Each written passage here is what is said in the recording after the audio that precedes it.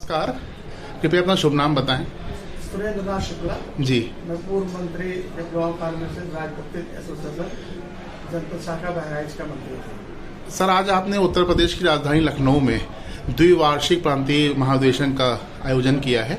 उस कार्यक्रम के विषय में कुछ जानकारी दें हमें। ये डिप्लोमा फार्मेसिस्ट राजपत्रित एसोसिएशन का 2 वर्ष पे इसका चुनाव और अधिवेशन हमेशा होता रहा है। हाँ। बस 2016 से ये जी सर, आज जो कार्यक्रम हुआ, क्या उसका उद्देश्य था? क्या क्या उसमें मुख्य मांगे उठी?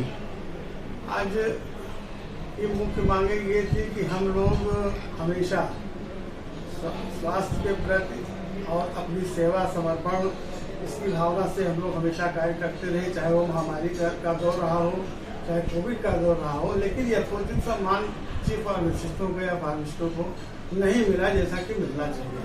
जबकि चीफ फार्मासिस्ट इस संबर की एक रीढ़ की हड्डी के रूप में है, तो यथोचित सम्मान न मिलने के कारण थोड़ा मन जरूर क्षुब्ध हो जाता है कि इतनी सेवा इतनी मेहनत करने के बाद में, जैसा कि अभी हमारे डिप्टी सीएम साहब ने भी यही कहा और लोगों ने भी कहा कि स्वास्थ्य विभाग में किसी भी सीएससी या पीएससी पर जब भी विजिट होता है, लोग जाते हैं या कभी सरप्राइज चेकिंग होती है तो और कोई मिले या न मिले, लेकिन फार्मासिस्ट अवश्य मिलता है। और अगर फार्मासिस्ट नहीं है, फार्मासिस्ट को अगर माइनस कर दिया जाए तो 0, और अगर फार्मासिस्ट है, अन्य कोई स्टाफ नहीं है, तो समझिए कि वो 100% उनकी उपस्थिति है। जबकि एक सीएससी या पीएससी पर कम से कम टोटल कर्मचारियों की संख्या 50 से 100 के बीच की है।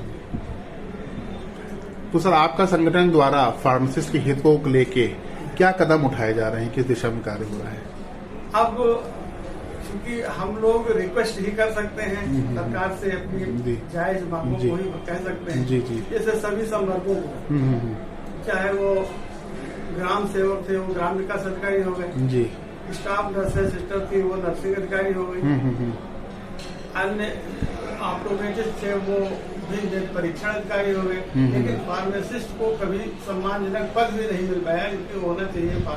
इसके मांग हम लोगों की रहती है कम से कम फार्मेसी अधिकारी या मुख्य फार्मेसी अधिकारी का पद दे दिया जाए, तो उनको वित्त से भी संबंधित नहीं है और आसानी से जब सब संवर्गों को किया जा रहा है तो ये किया जा सकता है। सर, डीजी हेल्थ और माननीय डिप्टी सीएम द्वारा आज आपके संगठन को क्या आश्वासन दिया गया? आश्वासन डिप्टी सीएम के द्वारा तो पूर्ण आश्वासन दिया गया है और वो उन्होंने तो यही कहा है कि भाई हम आपके साथ में हैं, हमारे और आपके बीच में कोई दीवार नहीं है।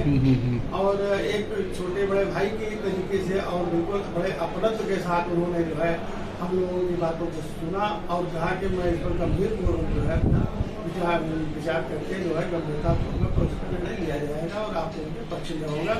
और ऐसा जो है वो डीजी महोदय को भी निर्देशित किया कि एक बैठक जो है वो की जाए, इसमें संगठन के भी लोगों को बुलाया जाए और सभी अधिकारी रहे और उस पर विचार विमर्श करके उसमें सकारात्मक लोगों के पक्ष में हो किया जाए। ब्रिजेश पाठक जी चिकित्सा के प्रांगण को मंदिर के रूप में देखने की बात कह रहे थे, इसको आप किस संदर्भ में देखते हैं, कैसे देखते हैं? बहुत ही अच्छी चीज है और इस चीज पर हम लोग पहले से ही इस पर ऐसा कार्य कर रहे हैं। और जो भी हॉस्पिटल से संबंध है, पहले हम लोगों के भी ड्यूटी में भी ये सब सारी चीजें थी और ना भी हो तो इथिकल वे में, लीगल अलग है, इथिकल वे में हम लोग इस चीज को तो पूरी मानसिकता से जो है इसको और पूरी निष्ठा के साथ में साफ सफाई और सारी व्यवस्थाएं देखते रहे हैं। और जो भी कहीं कुछ कमी भी किसी कहीं रह गई है उस पर और भी अधिक जो है ध्यान दिया जाएगा। हमारा विश्वास है कि आपके और फार्मासिस्ट लोगों की हितों को सुना जाएगा, उसको ध्यान में रखा जाएगा और स्थिति और पहले से बेहतर होगी। आशा तो यही है जी, और आपके प्रयास सफलता के नए ऊंचाइयों को छुएंगे। धन्यवाद, बहुत धन्यवाद आपको। आपका दिन शुभ रहे। नमस्कार।